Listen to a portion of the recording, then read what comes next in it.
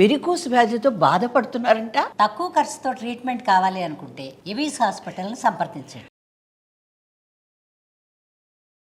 Hi hello నమస్తే, welcome back to Suman TV. ప్రస్తుతం మనతో పాటు ఉన్నారు psychologist and life coach doctor Madhurima Reddy గారు. మేడంతో మాట్లాడదాం. నమస్తే మ్యామ్. నమస్తే నవీన గారు. మేడం, ఇప్పుడు శరీర వాంఛలోని ఉద్రేకం వల్లే మనిషి నాశనం అవుతున్నాడా అంటే ఏం చెప్తారు మీరు? అంటే సెక్స్ ఫిలాసఫీ ఏం చెప్తుంది? అంటే సెక్స్ అనేది అంత చెడు ఏం కాదమ్మా. ఒట్టి రొమాన్స్, సెక్స్ అండ్ చాలా మంచిదే అది చెప్పాలంటే, ఒకవేళ పాజిటివ్గా తీసుకుంటే. ఇప్పుడు సెక్స్ వలన మంచి హార్మోన్స్ రిలీజ్ అవుతాయి, డోపమైన్ బాగుంటుంది, it is good. Husband wife మధ్యలో కానీ ఎవరైనా యుక్త వయసులో ఉండే వాళ్ళు కూడా అలా ఆలోచించుకోవచ్చు. తర్వాత వాళ్ళు రొమాన్స్ అండ్ లవ్, ఇలా ఉండొచ్చు నాకు అమ్మాయి, ఇలా ఉండొచ్చు నాకు అబ్బాయి అని అనుకోవచ్చు. పెళ్లి కూడా చేసుకోవచ్చు, అలాగే అనుకోవచ్చు, డ్రీమ్ కూడా చేయొచ్చు. అలాగా they can dream and also వాళ్ళు అలాగా పర్సీవ్ చేయొచ్చు, బాగుంటుంది అలాగా. కానీ మార్నింగ్ లేచినప్పటి నుంచి అదే ఆలోచించు.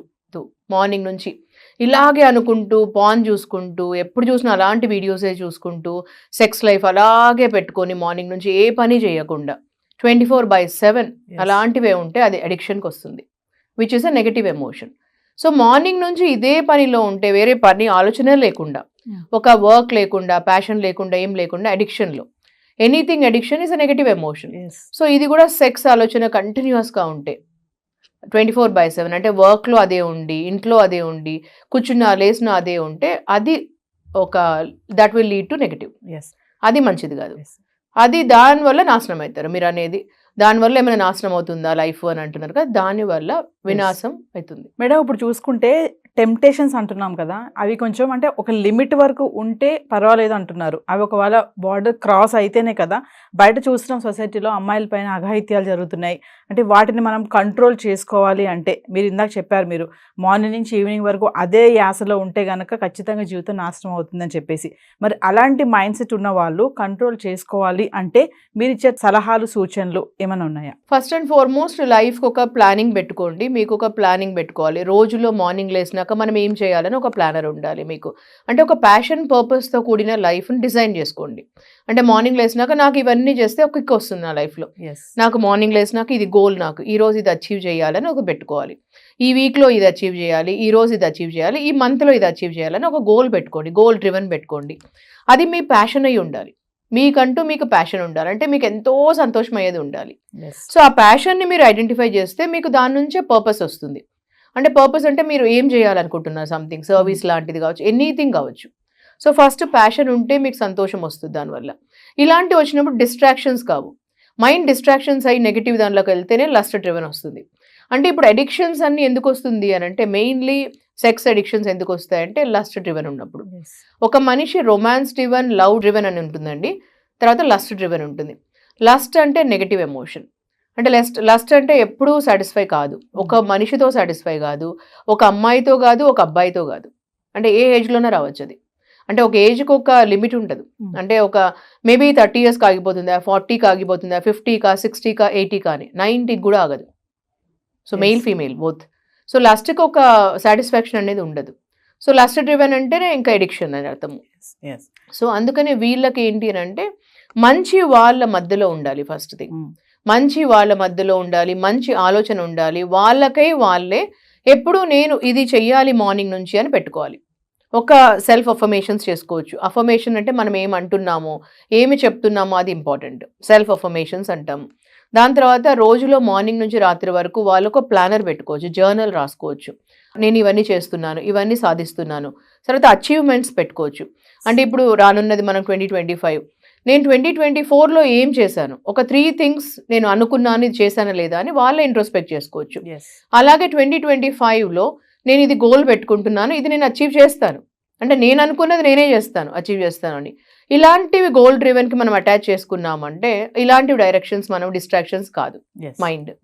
సో అలాగే మనము ఎవరితో ఏ జోన్లో ఉన్నాం అనేది ఇంపార్టెంట్.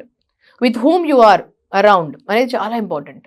మనం ఎలాంటి వాళ్ళతో మాట్లాడతామో, ఎలాంటి వాళ్ళతో ఉంటామో అనేది మన థాట్స్ని, మన వ్యక్తిత్వాన్ని బట్టి వస్తుంది. సో అలాంటి వాళ్ళతో ఒకవేళ మనం ఇప్పుడు అడిక్షన్స్లో ఉన్నామనుకోండి, అలాంటి వాళ్ళు చుట్టుపక్కల మాట్లాడుతుంటారు, అలాంటి వాళ్ళు అట్రాక్ట్ చేస్తాం మనకు తెలియకుండా. అందుకనే మనము అబ్జర్వ్ చేసుకోవాలి ఎవరిని, ఎవరితో ఉంటున్నాం ఎక్కువ, ఇలాంటివన్నీ.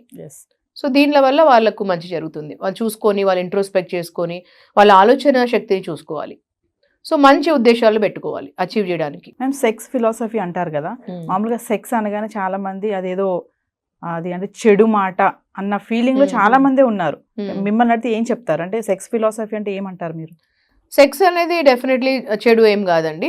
సెక్స్ అనేది చాలా ఇంపార్టెంట్ అయింది. ఈవెన్ మైండ్కి కూడా చాలా మంచిది. అండ్ అది డోపమైన్ కూడా రిలీజ్ చేస్తుంది, చాలా మంచిది అది. ఈవెన్ హస్బెండ్ వైఫ్ మధ్యలో గుడ్ సెక్స్ లైఫ్ ఉంటే వాళ్ళకి చాలా మంచి హ్యాపీనెస్ ఉంటుంది వాళ్ళిద్దరి మధ్యలో కూడా. So it is one of the good thing. And వాళ్ళిద్దరి మధ్యలో లవ్, రొమాన్స్ అండ్ సెక్స్ ఉండాలి. ఈ లోపల చాలా మంది చూస్తున్నాం అది గ్యాప్ వస్తుంది హస్బెండ్ వైఫ్ మధ్యలో. అది స్టార్టింగ్ నుంచే వాళ్ళిద్దరి మధ్యలో మెంటలీ, ఎమోషనల్, ఫిజికల్ బాండింగ్ అనేది 3 ఇంపార్టెంట్. అది వాళ్ళు బిల్డ్ చేసుకోవాలి. అది ఒకరి విషయం కాదు, ఇద్దరు కూడా కలిసిమెలిసి బిల్డ్ చేసుకోవాల్సింది. So sex is a good life. Actually sexual life అనేది it's a good one. Madam, ఇప్పుడు మనం యూత్నే తీసుకుందాం, టీనేజర్స్ని చూసుకుంటే వాళ్ళకి మనం ఏమీ చెప్పాల్సిన అవసరం లేదు. ప్రతి ఒక్కటి కూడా వాళ్ళకి తెలిసిపోతుంది. ఎందుకంటే మూవీస్లో చూస్తున్నారు, యూట్యూబ్లో కానీ అక్కడ చూస్తున్నారు. ఇంట్లో కూడా మనం టీవీ చూసేటప్పుడు అలాంటి సీన్ ఏదైనా వచ్చిందనుకోండి, మనం టక్మని దాన్ని మార్చేయడానికి ప్రయత్నిస్తూ ఉంటాం. అసలు టీనేజర్స్ ఉన్నటువంటి పేరెంట్స్ పిల్లలతో ఈ సెక్స్ గురించి కానీ ఈ టాపిక్ గురించి మాట్లాడాలి అంటే అది ఎంతవరకు కరెక్ట్ అంటారు? మీ ఉద్దేశం ఏంటి? యాక్చువల్లీ చిన్నప్పటి నుంచే అండి మధ్య స్కూల్లో కూడా good touch and bad touch చెప్తున్నాం అమ్మాయిలకు కూడా. ముందు ఒకప్పుడు లేదు, మేము చదువుకునే రోజుల్లో చిన్నప్పుడు అప్పుడంతా లేదు స్కూల్లో. ఇప్పుడు ఏంటంటే అప్పుడు నేను స్కూల్లో స్పోర్ట్స్ పర్సన్ అయినా అప్పుడు లేదు మాకు అవేర్నెస్ అవన్నీ.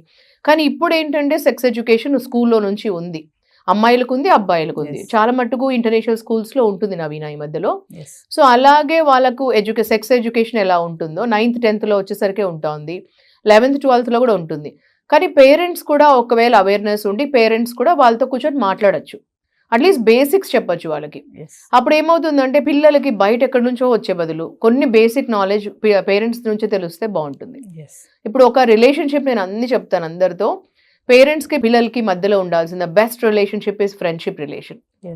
So one of the best relationship అందరికీ ఉండాల్సింది ఇప్పుడు సిస్టర్స్కి, బ్రదర్స్కి మధ్యలో, పేరెంట్స్కి పిల్లలకి మధ్యలో ఉండాల్సిన రిలేషన్ బెస్ట్ ఫ్రెండ్ రిలేషన్. అంటే నువ్వు ఒక బెస్ట్ ఫ్రెండ్ లాగా ఉంటున్నావా లేదా అని. ఇప్పుడు ఈ మధ్యలో చూస్తే ఒక ఇంట్లోనే ఉంటారు అందరూ, కానీ ఒక రూమ్లో ఫోన్లో మెసేజ్ చేసుకుంటారు, ఫోన్లో మాట్లాడతారు. మనము ఫేస్బుక్తో కనెక్ట్ అవుతాం, ఇంటర్నెట్తో కనెక్ట్ అవుతాం, అన్ని సోషల్ మీడియాతో కనెక్ట్ అవుతాం, కానీ ఒకరితో మనసు కనెక్ట్ కాలేకపోతున్నాం. అదే హ్యూజ్ ఇష్యూ మధ్యలో. సో ఆ ఇష్యూ పోవాలంటే కూడా మెయిన్లీ మనం ఏం చేయాలి అని అంటే పిల్లలతో కూర్చొని మాట్లాడాలి. ఎప్పుడైతే మనం పిల్లలతో కూర్చొని మాట్లాడతామో వాళ్ళు మనతో ఐ టు ఐ కాంటాక్ట్ పెట్టుకుంటారు, మనసుతో మనసు కనెక్ట్ పెడతారు. అప్పుడు మనం వాళ్ళతో మనసు విప్పి మాట్లాడచ్చు. అప్పుడు వాళ్ళ థాట్స్ అబ్జర్వ్ చేయొచ్చు, ఏం థాట్స్ ఉన్నాయి వాళ్ళకు అని. లేదంటే ఈ మధ్యలో నేను చాలా మంది పేరెంట్స్ చెప్తుంటారు, పిల్లలు ఇలా అన్నారు, మాతో ఇలా మాట్లాడతారు, చూడండి మా టైంలో మేము అలా మాట్లాడే వాళ్ళం కాదండి అంటారు. అంటే వాళ్ళ టైంలో వేరేగా ఉండింది, కల్చర్ వేరేగా ఉండింది. అప్పుడు వేరేగా అసలు టీవీ అలా సోషల్ మీడియా వేరేగా ఉండేది. టీవీలో దూరదర్శన్ మాత్రమే వచ్చేది, ఎప్పుడో ఒక రోజు చూసేవాళ్ళం దూరదర్శన్ కూడా. ఇప్పుడు మీడియా అలా లేదు, సోషల్ మీడియా అలా లేదు, టీవీ ఛానల్స్ అలా లేవు, నెట్ఫ్లిక్స్ అలా లేదు. సో ఇప్పుడు అంతా అడ్వాన్స్డ్ అయిపోయింది, వాళ్ళకి అన్నీ ఆల్రెడీ తెలుసు. సో ఇప్పుడు పేరెంట్స్ కూడా వాళ్ళు నార్మల్గా మంచిగా సోషల్గా మంచిగా మాట్లాడితే పిల్లలతో చాలా వాళ్ళు కూడా షేర్ చేసుకుంటారు. మేము ఓవరాల్ ఒక విషయం చెప్పండి ఫైనల్గా. ఫ్రెండ్షిప్ అన్నారు ఇందాక, పేరెంట్స్ పిల్లలతో ఫ్రెండ్స్లా ఉండాలంటున్నారు, కానీ ఆ ఫ్రెండ్షిప్ అనేది చాలా ఎక్కువైపోయింది ఇప్పుడు. అంటే లీనియస్ అయిపోయింది, ఎక్కువ ఫ్రీడమ్ ఇచ్చేయడము. ఇంకా ఫ్రెండ్స్ కంటే ఎక్కువ అయిపోయారు పేరెంట్స్ పిల్లలతోటి. లీనియస్ ఇవ్వడము, వాళ్ళని కొంచెం ఏమంటారు అంటే కాన్సన్ట్రేషన్ చేయకపోవడం, ఇది కూడా కొంచెం రాంగ్ వేలో కూడా మనకు తీసుకెళ్తుంది కదా. అంత ఫ్రీగా ఉన్నటువంటి పేరెంట్స్కి మీరేం చెప్తారు? అంటే పిల్లల్ని ఫ్రీగా వదిలేసి ఒక ఫ్రెండ్లీ నేచర్గా ఉన్నటువంటి పేరెంట్స్ వల్ల కూడా చాలా ప్రాబ్లమ్స్ వస్తున్నాయి కూడా. ఇలాంటి ఇప్పుడు మీరు అన్నట్టుగా సెక్స్ పరంగా కానీ ఇలాంటి వాళ్ళలో వెళ్ళడానికి కూడా ఛాన్సెస్ చాలానే ఉన్నాయి కదా.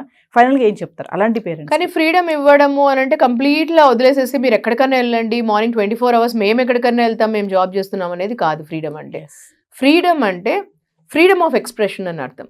అంటే ఒక మనిషికి ఏం మాట్లాడాలో, వాళ్ళు ఏం మాట్లాడతారో మనతో వచ్చి చెప్పడం.